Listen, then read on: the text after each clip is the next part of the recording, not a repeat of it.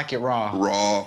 Ooh, baby, I like it raw. Ooh, baby, I like it raw.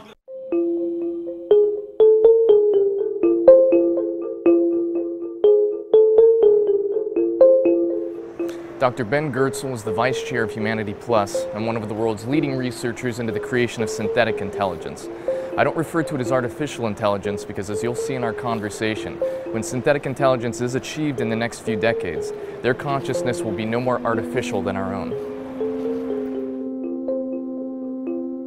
Thank you again for talking to us today for a little bit. I was wondering if we could first start off talking about the development of the internet in terms of what it's become over the last 15 years and kind of how social media is changing things. In hindsight, 20 years from now, I think we're going to look back at the internet of 2012 as the early stages of development of the global brain. By a global brain, I mean an intelligence distributed across the planet. Humans are a part of it, computers are a part of it, mobile phones are a part of it, communication spreading across the globe, spreading ideas around, leading to the origination of new ideas that nobody would ever think of on their own. As you see the progress of the internet from the original command line internet to the World Wide Web to Web 2.0 and social media, and moving on to Web 3 or 4 or 5.0 involving artificial intelligence. We're going to see the internet gradually turning into a really powerful global brain, an overall coherent, worldwide, emergent, intelligent system that all of us are part of. Do you think that the internet itself is becoming or could become conscious? I believe the internet itself could become a conscious, coherent, intelligent system in roughly the same sense that a human being is. I don't think the internet is going to somehow spontaneously emerge coherent intelligence. Yeah. It may be intelligent right now in some sense, which is quite different from how an embodied, goal-oriented system like a human is intelligent. But for the internet to develop the sort of intelligence that people have, where you have certain goals you're trying to pursue, you try to plan out actions aimed at achieving those goals, you have a model of yourself and your relation of yourself to others, I think someone would have to program it that way. Okay. But I don't think that's impossible. I don't think someone would have to program every computer on the internet in accordance with some grand design. I would imagine some large corporation or some open source project releasing peer-to-peer software, or even some government, they could create something to serve as the sort of central global workspace of the internet's focus of consciousness, so to speak. And if someone were to explicitly program that, program the focal center of consciousness of the internet, then you might see that affect the whole dynamics of the internet as a global system. And you might see the internet emerge as a coherent, goal-oriented consciousness on its own. I'm pretty confident some kind of global brain is going to emerge by the middle of this century. Okay. I think the time scale we're looking at is decades, not centuries. I don't think it could be years, because human behavior patterns just don't change that fast. Yeah. It's conceivable someone could create a superhuman AI system in the next 5 years. My own team is working on doing it. I think we could get there within 10 years from now. Yeah. But a global brain relies not just on technology, it relies on people. And people aren't going to change their whole self-image, their whole way of relating to others in a matter of a couple years. Yeah. One interesting possibility is that you might first see a kind of partial global brain emerge within a certain subculture of people. Okay. It's hard for me to see my dad, for example, altering his self-image and his way of interacting with the world that much. Yeah. He's almost 70, he just retired. He's kind of set in his ways. On the other hand, my 15-year-old daughter, she's eager to use any new technology that comes around. She's on the internet pretty much every waking moment that she's not in school. Yeah. You could see people in her age bracket really rapidly embracing new technologies, really rapidly adapting their minds to new ways of being.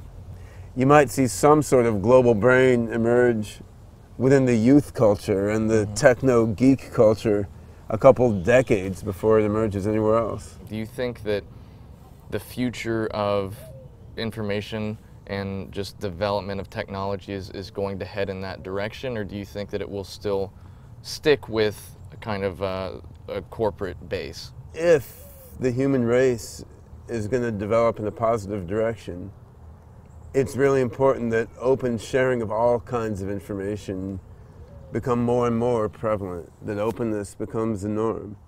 Whether that's actually going to happen is not 100% clear to me at this time. Yeah.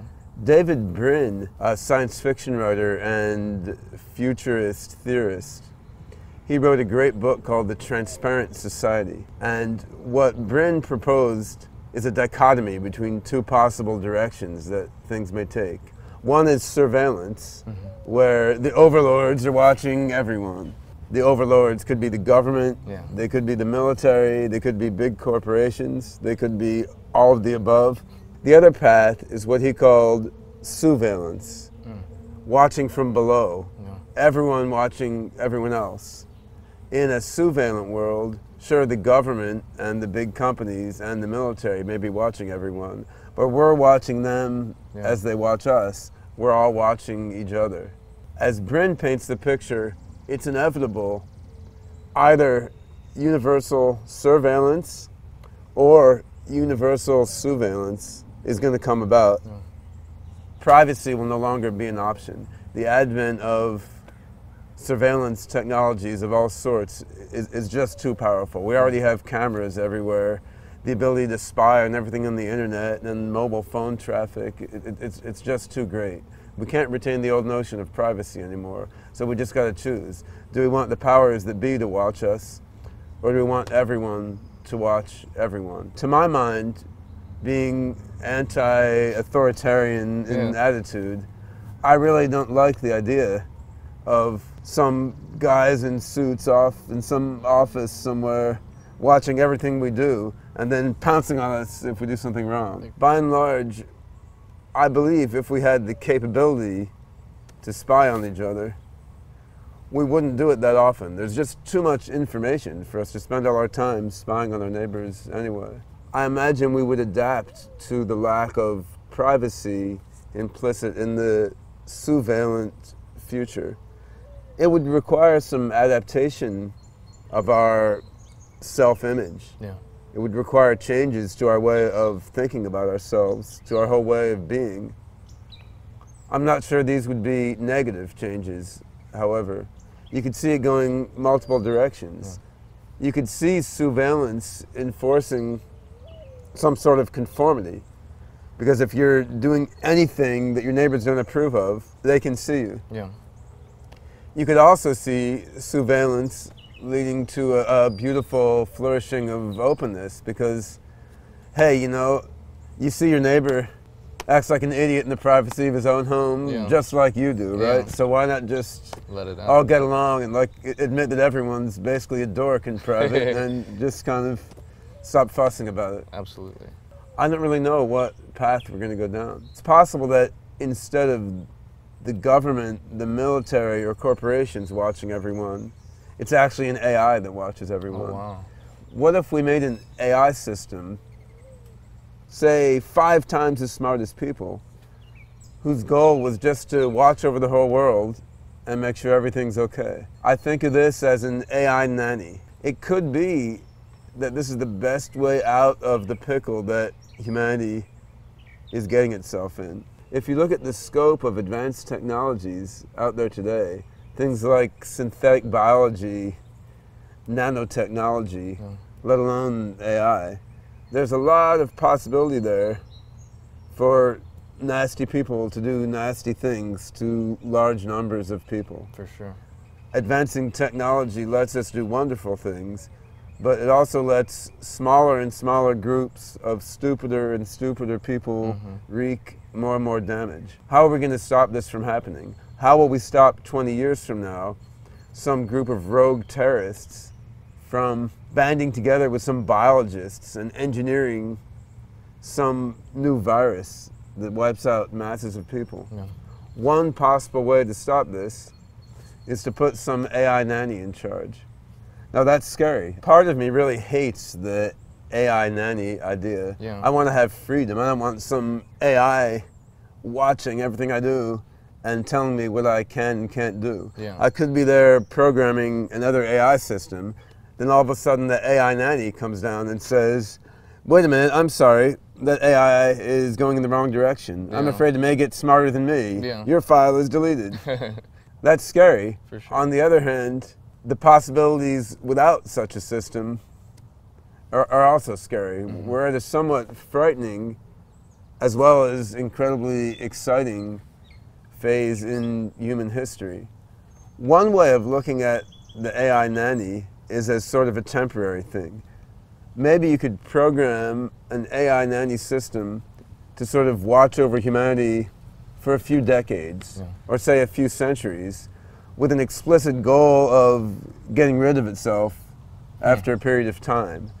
It would be a sort of singularity steward, a sort of transition manager to help us get from where we are now to the next level. It's tempting to anthropomorphize and say, well, yeah, once you put that AI nanny in charge, sure, it's going to give up power. Yeah, right. When has a dictator ever given up power?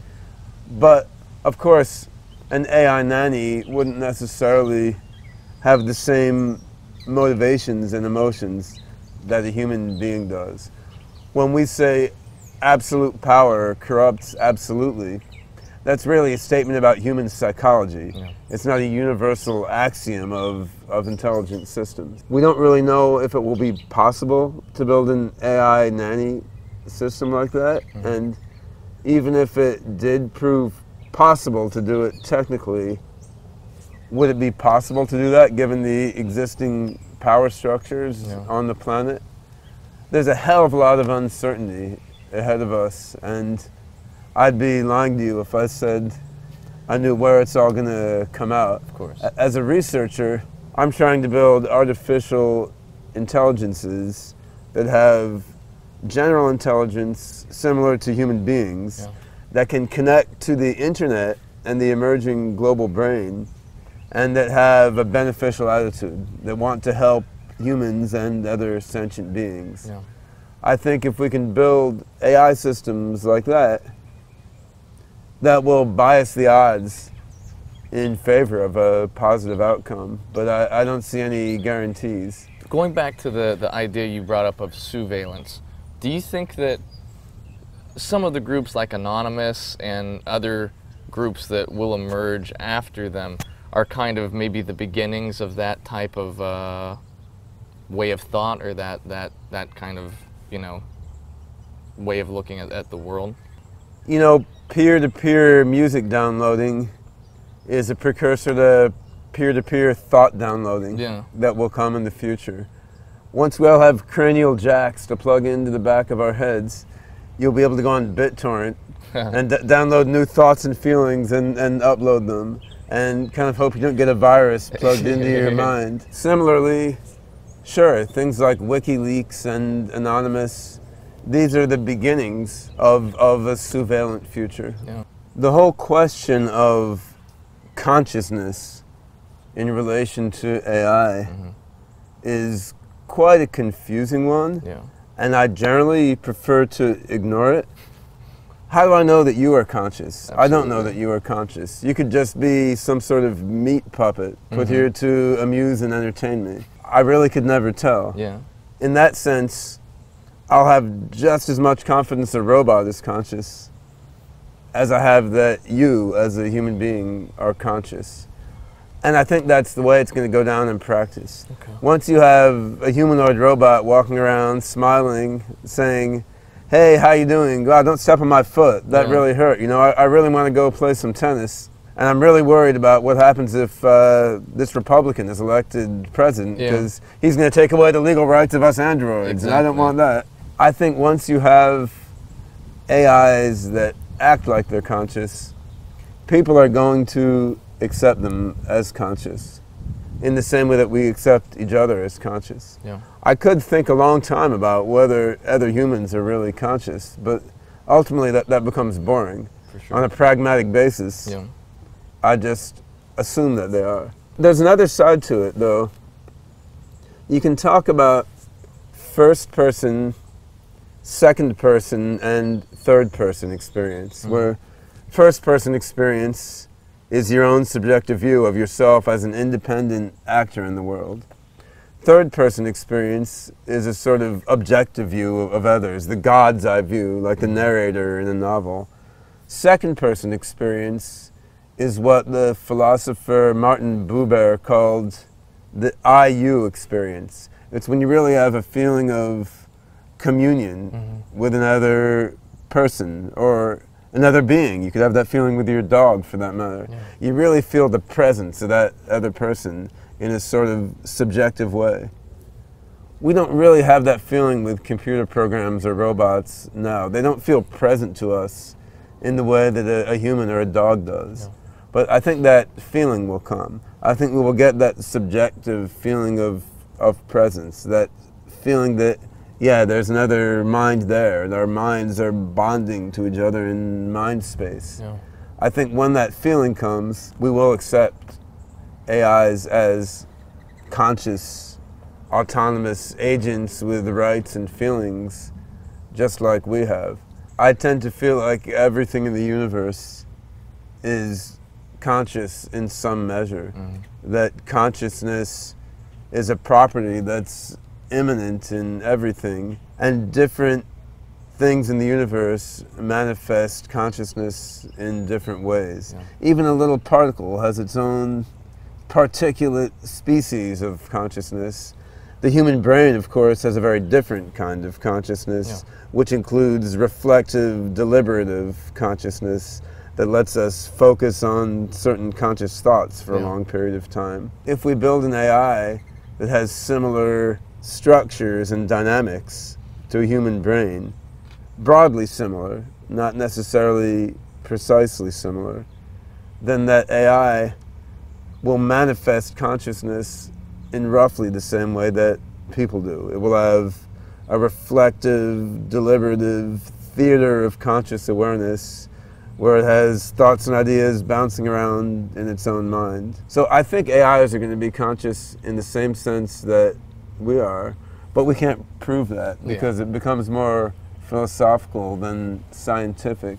You also have the possibility that AI systems or global brains or other entities that may emerge that we don't yet understand, these may manifest kinds of consciousness going way beyond human consciousness as we now understand it. One idea that I've had in this regard, one new kind of consciousness that might emerge, is what I call a mindplex.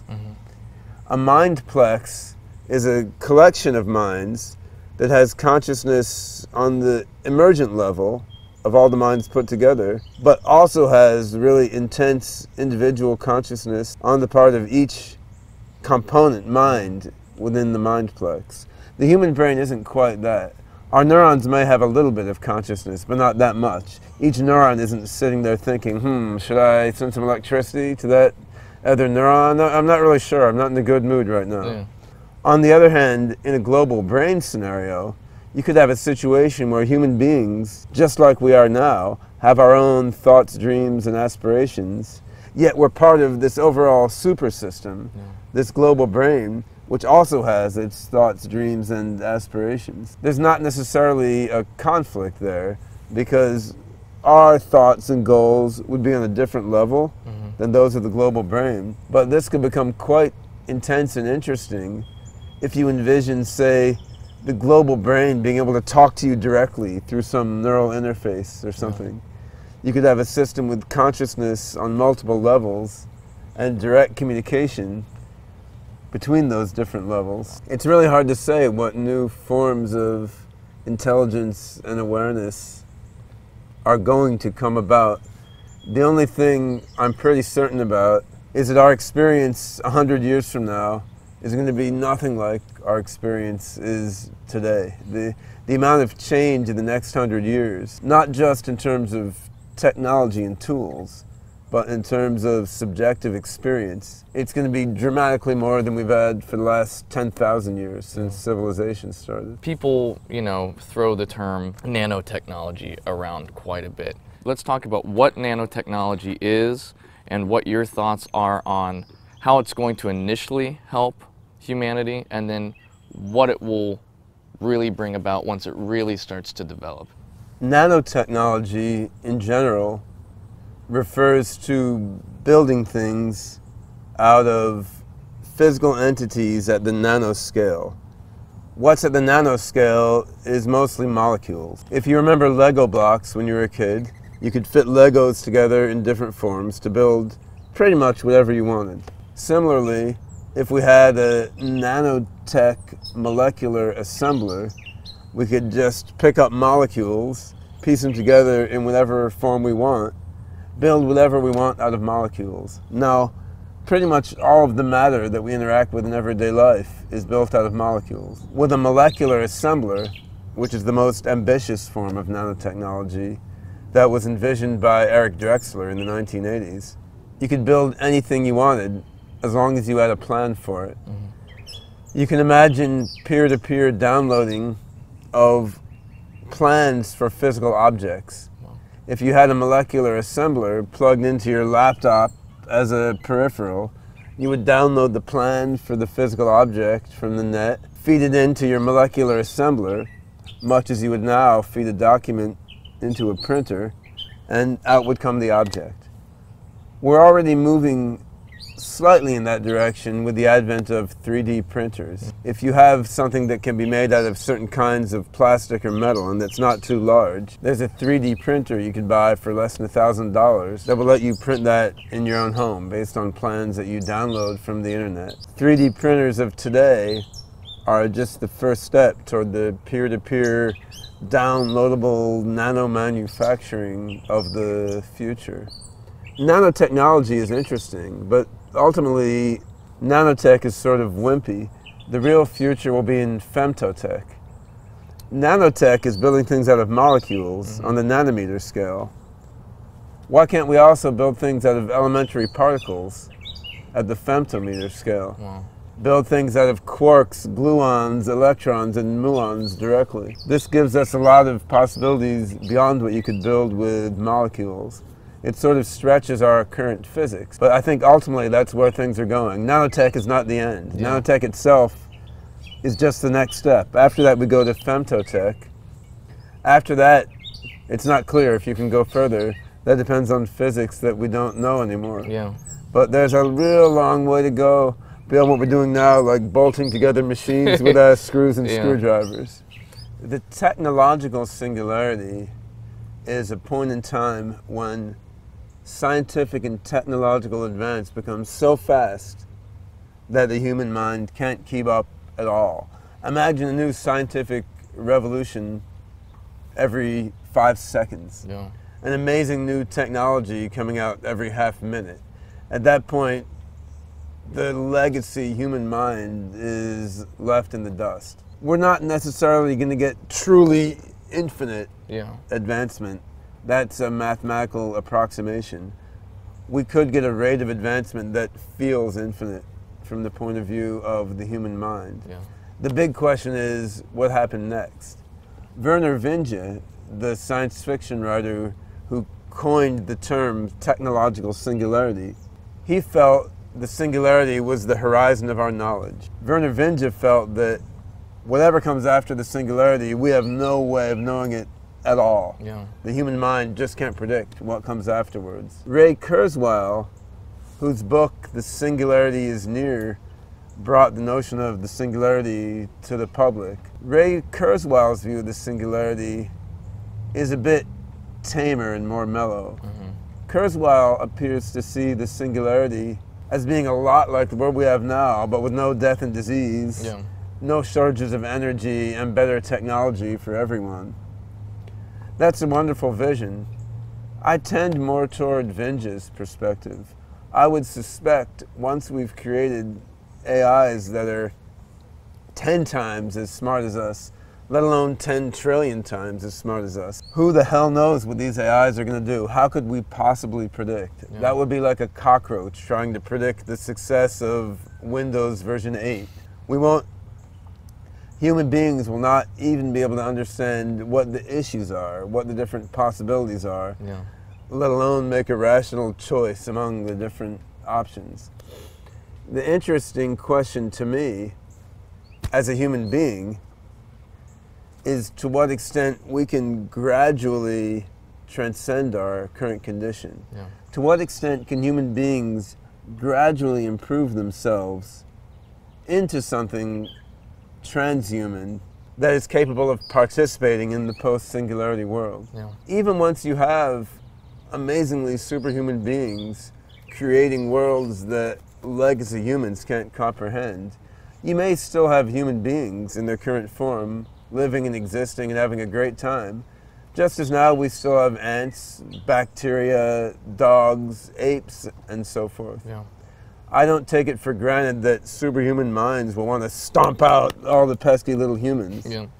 Why would they bother? It seems more likely to me they may go off somewhere else. They'll become black holes. They'll go in spaceships and search for the other civilizations. They will do things that we can't even understand and won't worry about. Or maybe they'll keep us around as pets in some kind of human preserve.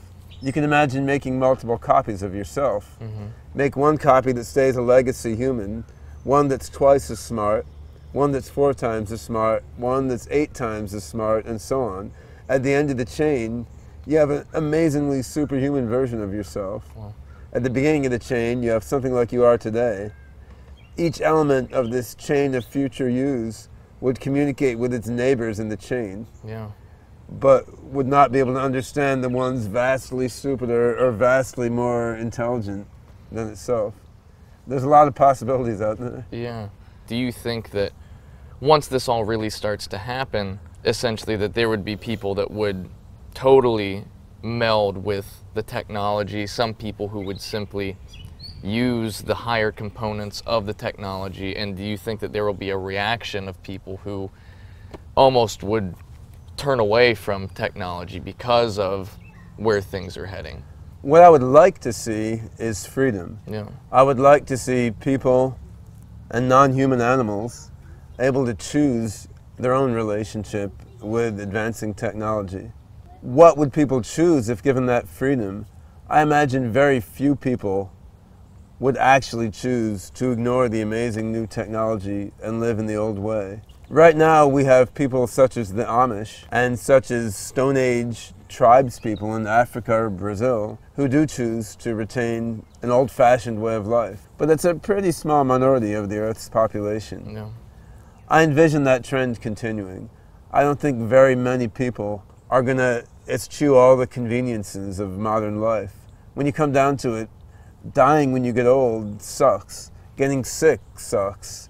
Having to work at a job you don't like to make money to buy food and pay your mortgage isn't that great. When there's a possibility of a different kind of life, almost everyone is going to take it. You may have a few holdouts, but they're going to be a sideshow like the Amish of today. It's kind of telling. You have a group like the Taliban in the Middle East, which says they want to roll back to the 1400s, yet they use email, they use cell phones. Bin Laden had a TV with a bunch of porn videos in his house. Mm-hmm. Even the people today who are advocating a return to the old ways and the abdication of modern technology, even these people are using modern tech just like everyone else because it's just a lot more convenient. It actually makes your life better. Education, on the other hand, starts to seem even more important in the light of the singularity. If we're going to have these superhuman AIs and synthetically engineered viruses and nanobots all over, we really want to have an educated population that can understand what these things are all about. Yeah. Imagine if you had superhuman robots coming into a a population of tribesmen in the Kalahari, they're going to have no idea how to deal with it. Yeah. If there's a difficult decision to make, they're going to make it basically at random. They're not going to understand what's going on. The more education humanity as a whole has, the better humanity will be able to collectively deal with these new technologies as they come about. So I don't think the singularity obsoletes all our other concerns, but I do think it directs our focus in particular ways. Do you think that we will make it through the difficulties our civilization currently faces so that we do get to experience the singularity and continue our evolution into the cosmos? I'm an optimist at heart. As a human being, I'm very optimistic. I have a good feeling in my gut, in my heart, about the future of humanity. My gut feeling is that most of us are going to get to share in all these wonderful things that technology will bring about. However, I couldn't argue for that rationally. I couldn't sit down and make a chart showing all the different possibilities, weighting them with probability values, and make a rational argument as to why things are going to be good rather than bad. If I sit down and try to rationally calculate things about the future, I quickly come to the conclusion that we have no idea what's going to happen. On a rational basis, there's a massive amount of uncertainty ahead. Yeah. But as a human being, on a gut level, I feel optimistic about it.